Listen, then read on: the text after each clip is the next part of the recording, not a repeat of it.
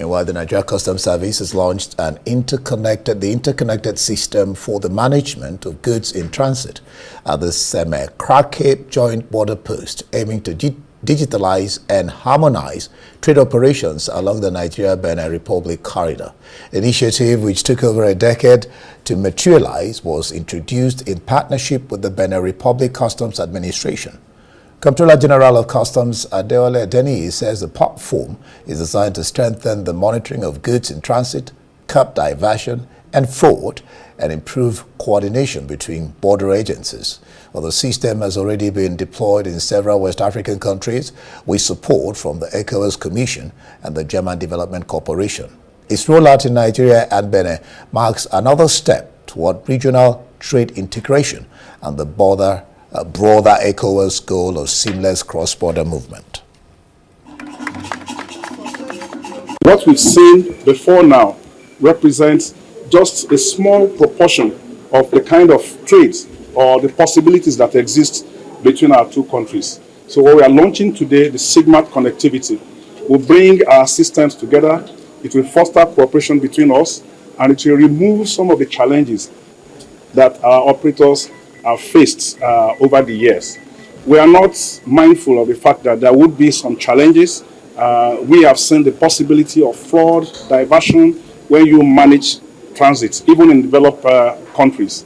And the system that we have put in place is resilient enough, is strong enough to take care of those challenges. We've seen it work in 7 other customs administrations within this corridor. It will facilitate the move of the goods and also will help our customs services to fight against any fraud, to have an exhaustivity in collecting revenue, and also facilitate really, because most of the time you will see that it's only controlling, but the system will really fluidify and facilitate the move of the goods from Abidjan, which is already in the SIGMAT system, from Abidjan all the way through Cotonou to Benin and then through Nigeria.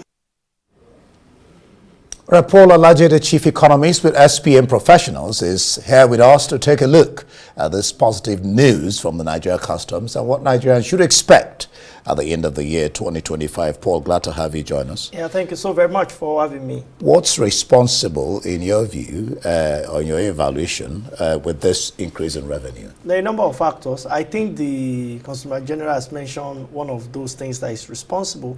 One of them is that we are devalued, so what exchange rate was is not what exchange rate is. As a result of that, what people were paying as custom duty in dollar terms might be the same, but in naira terms has changed. Apart from that, even though the year that was compared with in the first quarter, the quantity of goods that came into Nigeria is not the same. So if you are doing more in terms of trade and you are charging more in terms of revenue, even though this revenue we are talking about is now what the prevailing exchange rate is, it is expected that you have more in terms of revenue. That said, secondly, is that when you also consider that a number of leakages have been blocked because custom is now trying to have a digitalized system that reduces bottlenecks that we may have in charging the right fees for people. That has also improved. Again, there has been exchange rates review because of the policy which you mentioned. So even though you might have bought commodities at a certain price, custom can also verify to check if you have under-declared. And one of those is what he has mentioned in his submission, that is responsible for a huge amount of money that is also recovered at one point in time or the other. So bottom line, custom is making more money. It's good news for the federation, the federal, the state, and the local government. 1.3 trillion. At the end of the year, custom should be looking at approximately 5 trillion naira. And I think that they may surpass that. What that means is that, yes, we're having shortfall in revenue from crude. We have projected our crude revenues to be, the price is about $75 per barrel. No. We are doing, as of now, $65 per barrel. That is a loss on price line. On revenue line, we are projected to do 2 million, at least 2 million barrels a day, about 2.1 million a day. What we are doing now is about average of 1.4 million. So The loss there is about 600,000 times $10 per day. Calculate that, at least for the quarter in review. We certainly need another window of making revenue so that we don't have a major fiscal crisis in our hands. And if we do, honestly, it's going to tell badly on what government can do. Government always have option. Ignore some projects or go ahead and borrow more. Already we've had a huge borrowing plan in spite of retirement or of IMF loan. We still had over 100 trillion naira debt that we are owing and we are servicing. So that said, it's important that yes, we commend custom from doing generating this much as a result of policy, which was rightly acknowledged. But of course, we should also know that there is a side effect. Those manufacturers that have to pay because of what is happening generally. You could see what price of commodities are saying. Prices generally are high for you to buy, whether local product or even imported product. Its exchange rates have influence on virtually everything. So from what you have said, Paul, good news, but it looks more like because of the exchange rate, they have made this so much money. Yes. Okay. Because the head of the agency said, because of policy, two notable policies, subsidy removal and fluctuation of exchange rate, is not where we used to be. Yeah, we're now at different rate. But it's affecting Nigerians. I mean, the exchange rate. Of course, it is. Okay. What does it mean for the economy generally, this state of affairs? So what it means for the economy is that, yes, government is going to have more money. Government is getting more money. FRS generated so much, even from the last report. We are seeing so much also coming from custom, non-oil exports. We have started seeing improvement. Now, the target is when you make policy like this, even though we had some reservation on some of the policy, when you make some policies like this, as the revenue come, you need to inject it back into the economy through projects, through capital expenditure, most especially within the subnational and local government. So, but are we seeing much of those among the subnational? I would say less than half of the states are actually sporadically investing this revenue back the way it is expected. Some persons at subnational is looking at electoral value. If you pay civil servants in our state, in fact, when you hear civil servant states, the headache of governors in those states or legislature is the civil servant. Let us pay them. That is okay. It's important. People that have worked, they should be paid. But most importantly, the population of civil servants in those states is not even up to 10%. The real population here are the people. I know that civil servants are people too, but those who are not working for government, those who are not even working at all, those who are business people, those who are employee of private sector, they need to have access to some of those capital expenditure. And that's why it's important for us to channel more. And I hope that someday those that champion these reforms could say that this reform is one-legged and it wants to carry the load of the entire Nigeria.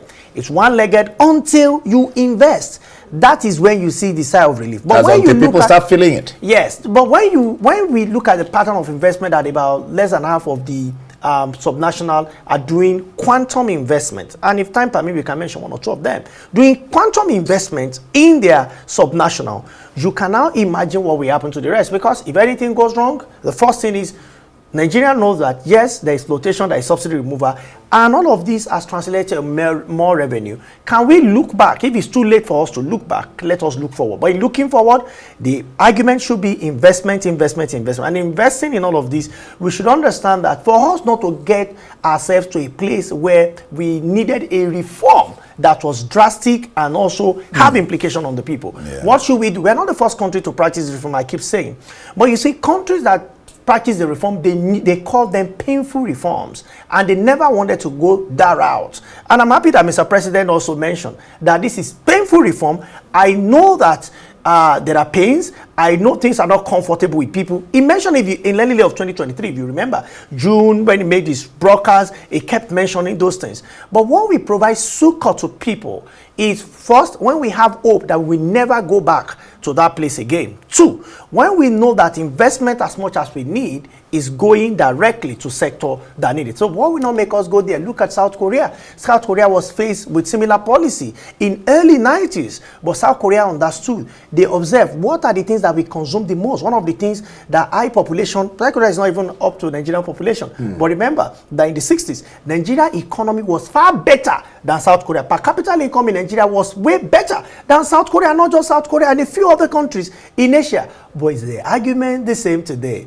They practiced reform, it did not pay off, but they understood that what we need to do is to quickly make things that we depend on. Look at houses all over Abuja, houses all over Lagos, houses all over Port Harcourt, houses all over Oyo State, all over Kaduna State, all over Taraba State. Everybody wants to build. And once you go beyond one floor, you start needing something they call Y16, Y12, that's iron road. Where are we getting them from? Cement is competitive today. We have local cement manufacturers, about 3 of them. But can we allow for more to come into the market so Very that maybe important. through competition So we can drive down? These are what our people are buying, and we need to allow more people to come into that space and to see how we can also create jobs for people, how we can make the economy more prosperous, how we can make our real GDP grow, and so on and so forth. And you will see that at the end of the day, what matters is, can we produce, can we manufacture? That is what South Korea has done, that make it become a now you're talking about that. The CG said it is not due to high import duties or volumes. Do you think Nigerians have been taxed more? And is it really okay? Is it really a good omen? No, okay. That Nigerians, from what he said, are importing less. Okay, so yes, because the cost of importation has increased. It's what you used to call $1,000 to bring from the US. Let's assume Nigeria and America are trading, and there are 2 private individuals or companies that are trading. Nigeria wants to buy, say, a particular equipment, quality equipment XYZ from America. But it's $1,000. It used to be $1,000 pre-reform period. Now $1,000 then to the guy in Nigeria, it was 400,000. Because exchange rate was 400 naira. Now, when custom charge, let's assume custom is charging only 10% for the sake of ease. Now, 400,000, that means you pay 40 naira. Yeah. 40 naira. Now, reform came. It's now 1,600. So we first need to ask... 400,000, 10%, you pay 40,000. No, 400,000, you pay 10%. Now, reform. Now, let's assume it now wants to happen. The exchange rate is 1,600. Okay. Now, with 1,600, the person that pay 400, we need to pay times 4. 1.6 million to buy the safety from America. So how many people can afford it? How many people can still import at 1.6? So naturally, number of people importing will reduce. Now for one person that imports, what happens is that customs is going to charge 10% of the same amount, even if they are not increasing rate. Yeah. What does that mean? 160,000 naira for custom. So when you look at what has happened to our exchange rate and the revenue declared by custom, they are almost at par. What does that mean? Money illusion. Because what we are growing with is gap in exchange rate. But does that mean that is bad? That may not. That is not entirely good for those who are just consuming an economy. So any economy in economics that is faced with pressure or economic pressure as a result of policy, those that suffer are agents that are not productive in such economy. So if there's anything we must, and this is why we keep giving this advisory to those in government, what you need to really support now so that the impact of policy will show and the negative impact will not be much on people is private sector. Industrialization, private sector individuals, those that are working at state, at local level, at federal level, wherever they may be, so that they can take up 1, 2, 3 more people.